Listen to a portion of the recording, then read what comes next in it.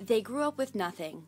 Their clothes, all tattered and torn, were primarily hand-me-downs from their older siblings. My father, the eldest of 8, was fortunate enough to be the first person to break in a pair of shoes or wear a clean, fresh, new shirt. My mother, along with her 2 brothers, had lost their father, my papu, in 1940 during World War II.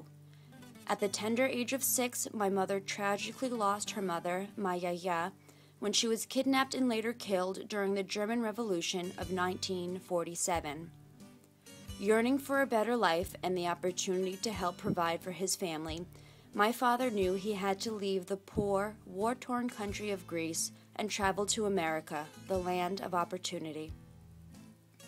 On March 25, 1955, my father boarded the Queen Frederique bound for America, with little money in his pocket and the burdensome inability to speak English at his detriment. The day after his arrival, my father found a job as a dishwasher at a diner owned by a Greek man who had immigrated to the States some years prior. Another job at night meant exhausting 14-hour days, 7 days a week, but my father never complained. At least in America, the opportunity to work was ever present, he'd say. Like an apprentice learning the craft from an expert, my father worked alongside his Greek boss at the diner to not only learn the ins and outs of the restaurant business, but to observe, learn, and interact with the English-speaking customers as well. After a few years in the States had passed, my father returned to Greece to marry my mother, but returned back to America solo. He was determined to earn as much money as he could to support himself and his new bride. Eventually, my mother joined my father in America, and she found a job at a jewelry factory by day and at the diner at night. With English being a foreign language for my mother, as it had been for my father, the two worked together to overcome the barriers of language and culture by taking classes offered at Central High School at the time. With 2 sources of income and much hands-on experience working in the restaurant business, my parents finally had saved enough money to open up a diner of their own. It was after opening their first restaurant when they realized there was much money to be made and success to be had. The savers that they are were able to put a down payment on their first house, a place they still call home to this very day.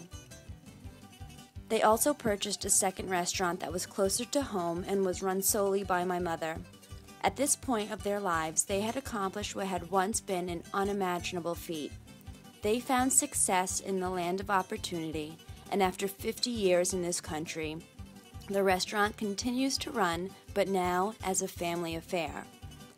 My parents' story is one of great hardship, fortitude, perseverance, and most importantly, of inspiration.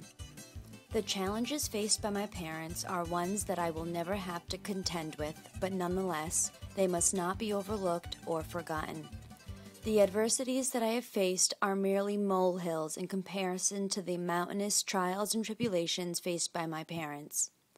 The mantra I repeat to myself in times of angst is, if they can do it, I can do it, especially when I consider the wealth of resources and opportunities at my disposal compared to the little that was available to them. When I feel pinned up against a wall or overwhelmed by my studies, it is my mother's voice that rings in my ears, telling me to be strong for yourself and be thankful that this is the worst of your problems. Her words are humbling and encouraging. My mother's calm and patient nature, coupled with my father's willful determination to succeed, gives me the confidence to prevail through all of life's ups and downs. Their ability to see optimism through the lens of despair that never clouded their vision for success, to me, is an inspiration. With their words of wisdom that will forever echo in my ears, I will continue to aspire to be the best daughter, sister, teacher, wife, friend, and mom that I can be. It is not a matter of success or failure. It is a matter of simply believing in myself and in my ability to overcome life's challenges with as much dignity, determination, and pride as my parents have so mercifully exemplified. Thank you.